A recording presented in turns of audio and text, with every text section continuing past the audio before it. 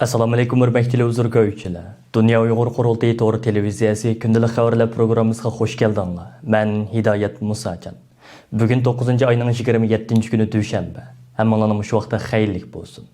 Aziz ko'rurmanlar, tövəndə diqqətinglar bugünkü xəvərlər proqramımızın təfsilatida bo'lsin.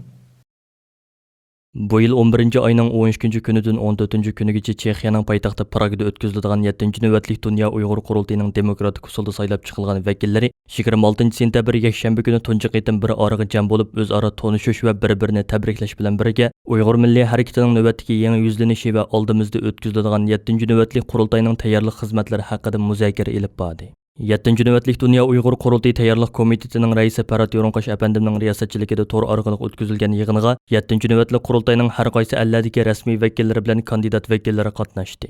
Dunya Uyghur Qurultiyining raisi To'lqin Aysa apandi yig'inning ichilishida qilgan so'zida qurultayning yangi vakillarini tabriklash bilan birga Dunya Uyghur Qurultiyining tashabbusi bilan qurilgan Uyg'ur sud kollegiyasining bu yil 6 va 9 oylarda Londonda chaqirilgan ikki qitimliq isbot anglash yig'inining umumiy jarayoni va uning xalqaro ta'siri ham ahamiyati haqida tafsiliy ma'lumot berish bilan birga Uyg'ur sud kollegiyasini moddiy va ma'naviy jihatdan qo'llab kelgan har qaysi alladagi Uyg'ur tashkilotlarimizga, siyosiy faoliyatchilarimizga va saxovatchi vatanparvar qarindoshlarimizga takror minnatdorlik bildirdi. Dolqun Aysa apandi so'zida yana mustabid Xitoy hokimiyatining shuncha qattiq besim, hujum va buzg'unchiliklarga qaramasdan Uyg'ur sud kollegiyasining ikki qitimliq isbot anglash yig'inining aslida kutgandan bekarak muvaffaqiyatli holda o'tkazilganligini, bu jarayonda ko'plagan qahramonlarning o'tirg'i chiqqanligini, bo'libmi qozoq lager shohidlarining turli tahdid va xiyim xatarlarga pisat qilmay, mardonalik bilan o'tirg'i chiqib sudda guvohlik berish orqali Sharq Turkistondagi Uyg'urlarni asos qilgan yerli xalqlar o'rtasidagi o'zaro qarindoshlik va birlik ittifoqlikni butun dunyoga ro'shan holda namoyon qilganligini, sudda guvohlik bergan bu qarindoshlarimizning faqat o'zlarining lagerlarda tortgan azob uqubatlarini emas, balki o'zlari bilan birga zulm ko'rgan Uyg'ur qarindoshlarining ichinishlik vaziyatini nihoyat ro'shan va dalil isbotli holda yoritib berish orqali o'zlarining insoniy va vijdoniy burchini namoyon qilganligini, shu muhojiratda yashayotgan Sharq Turkistonlik qarindoshlarimizning ulardan ulgi ilib, mayli Uyg'ur, qozoq, qirg'iz, o'zbek, tatar, tojik yoki boshqa millat bo'lishidan qat'iy nazar, butun Sharq Turkistonlik qarindoshlarimizning bir-biri bilan bo'lgan qarindoshlik, sevgi, hamkorlik munosabatlarini yanada kuchaytirib, vatanimiz Sharq Turkistonning milliy mustaqilligini asliga keltirishdan iborat bu ulug'vor g'oyamiz uchun birlikda kurash qilishi lozimligini alohida ta'kidlab o'tdi. Dolqin Aysa apandi so'zida yana bu yil 11 oyning 13 kunidan 14 kunigacha Chexiyaning poytaxti Pragda o'tkaziladigan 7. navbatlik Dunya Uyg'ur Qurultiyining tayyorlik xizmatlarining jiddiy turda ilib berilayotganligini, Xitoy hokimiyatining hozirdan e'tiboran qurultiyimizning o'tkazilishiga buzg'unchilik qilish uchun Chexiyada jiddiy harakat ilib berayotganligini va Chexiya hukumatiga bu vaqtda besim qilayotganligini, shundoq bo'lishiga qaramasdan Chexiyadagi Uyg'urlar masalasini qo'llab kelayotgan parlament a'zolari va kishilik huquq tashkilotlarining uzlukidan safarbarlikka kelib, Dunya Uyg'ur Qurultiyiga zich hamkorlashgan holda 7. navbatlik qurultayning turli konkret tayyorlik xizmatlarini qanot yoytirayotganligini, Chexiyadagi munosabatli hukumat organlari va Prag shaharlik hukumatning 7. navbatlik Dunya Uyg'ur Qurultiyi vakillarining Chexiyaga to'salg'usiz holda kelishi uchun diplomatik harakat ilib berayotganligini, 7. navbatlik qurultayning bexatar va tartibli holda o'tkazilishi uchun qurultay jarayonida Chexiyadagi ba'zi omillik saqlash shirkatlaridan maxsus omillik xodimlari kiralanadiganligini bayon qildi.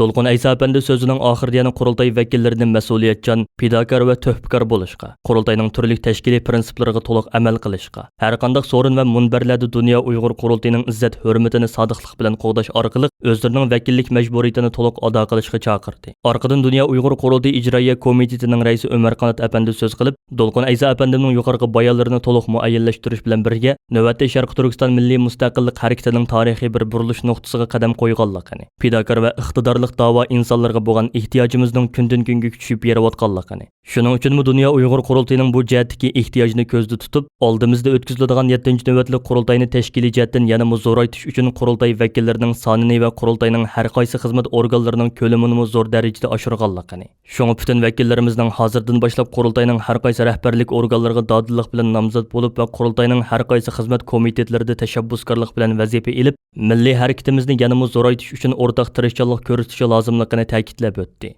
Dunya Uyg'ur Qurultiyining havolasi bilan Uyg'ur sud kollegiyasini dalil isbot va guvohchilar bilan ta'minlash xizmatiga mas'ul bo'lgan markazi Oslodagi Uyg'ur adliya arxiv ombirining direktori Baxtiyor Umar apandi yig'inda qilgan so'zida Gerçi Uyghur sud kollegiyasi bundan keyin qayta isbot anglash yig'ini o'tkazmaydiganligini va sudning hukmini bu yil 12 oyning 9-kuni e'lon qiladiganligini e'lon qilgan bo'lsa-mu, ammo sud uchun yana davomli yangi dalil isbotlarni to'plash xizmatining toki 12 oygacha izchil davom qiladiganligini. Shuning uchun har qaysi allardagi qarindoshlarimizning Uyg'ur adliya arxiv ombirining dalil isbot to'plash xizmatlariga yaqindan moslashib berishi lozimligini ta'kidlab o'tdi. Baxtiyor Ömer Efendi sözüde yana Uyghur sud kollegiyasining oldingi 2 qitimliq isbot anglash yig'iniga guvohchi taklif qilish qarorining butunlay Uyghur sud kollegiyasi bağlash hay'ati tarafidan berilganligini. Mayli Dunya Uyghur Qurultiyi bo'lsin yoki Uyg'ur adliya arxiv ombiri bo'lsin, sud kollegiyasining bu jihatdagi tanlashi va qaroriga hech bir zaman daxl tarzida bo'lmaganligini. Chunki buning demokratik va qonuniy prinsiplarga tamoman xilof ekanligini. Uyghur sud kollegiyasining 500 dan ortiq guvohchi ichidan 70 dan ortiq guvohchini o'zlari bevosita holda 2 qitimliq isbot anglash yig'iniga bevosita taklif qilganligini.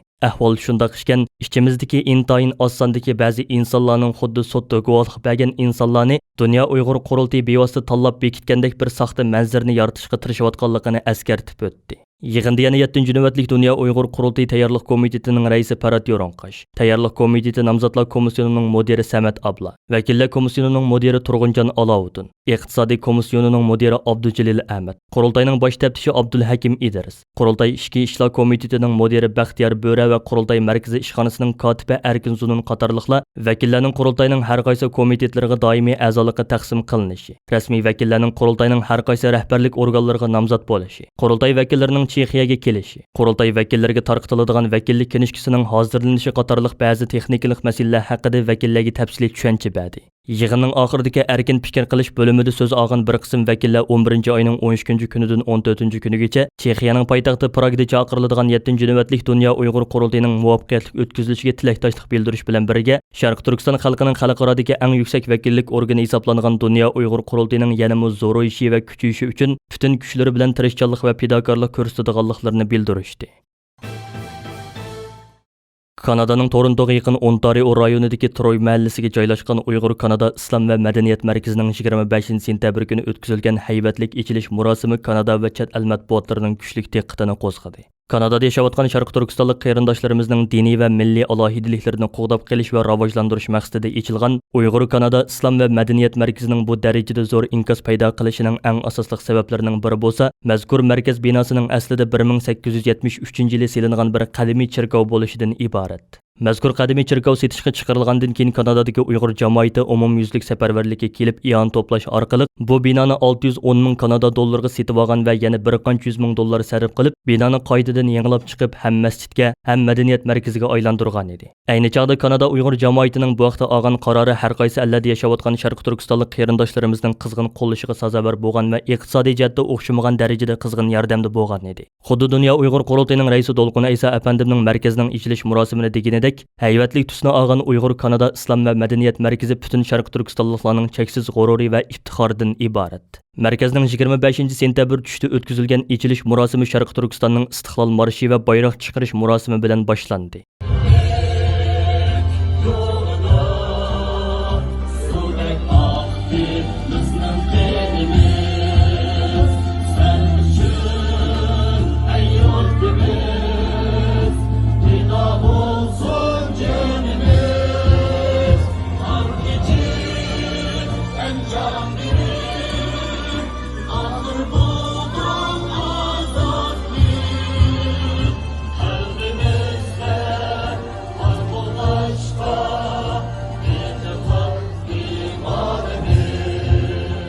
Uyghur Kanada İslam ve Medeniyet Merkezi'nin reisi ve Uyghur Mescidi'nin imamı Hasan Obul Efendi'nin Kur'an tilaveti ile başlanan merkezinin içiliş murasimiga Dunya Uyghur Qurultiyining raisi Dolqun Aysa, Kanada Parlamento Uyghur Dostluk Gruppasining raisi Samir Zubari, Uyghur Kanada İslam ve Medeniyet Merkeziga o'zgartirilgan Moit Karmel cherkovining eng oxirgi rohib kaloni Robin Wilke, Kanadadagi ba'zi islom va xristian jamiyatlarining mas'ullari, Dunya Uyghur Qurultiyining oliy maslahatchisi Dr. Rishad Abbas, Qurultayning bosh taftishi Abduhakim Idris, Uyghur harakati tashkilotining raisi Roshan Abbas, chet ellik do'stlar, jurnalistlar, boshqa ellardan kelgan Uyg'ur qarindoshlar va Kanadaning har qaysi ellardan kelgan Sharq Turkistonlik qarindoshlarimizdan bo'p nihoyatda ko'p sonda kishi qatnashdi. Murosimda oldi bilan so'z qilgan Kanada Sharq Turkiston birligining raisi To'yg'un Abduvali apandim bir qancha yuz kilometr yo'l yurib bugungi ahamiyatli murosimga qatnashgan Kanada parlamentining a'zosi. Kanada parlamentida yangidan qurilib faoliyat boshlagan Uyg'ur do'stlik guruhining raisi Samir Zuberi apandimga, Germaniyadan Ataytin murosimga yetib kelgan Dunya Uyg'ur qurultiyining raisi Dolqun Aysa apandimga va Amerika, Turkiya, Yevropa ellaridan kelgan mehmonlarga Kanadadagi butun Uyg'ur jamoati nomidan alohida rahmat etish bilan birga Kanadada yashayotgan Sharq Turkistonlik qarindoshlarimizning diniy va milliy alohidaliklarini qo'g'dab qilish va rivojlantirish maqsadida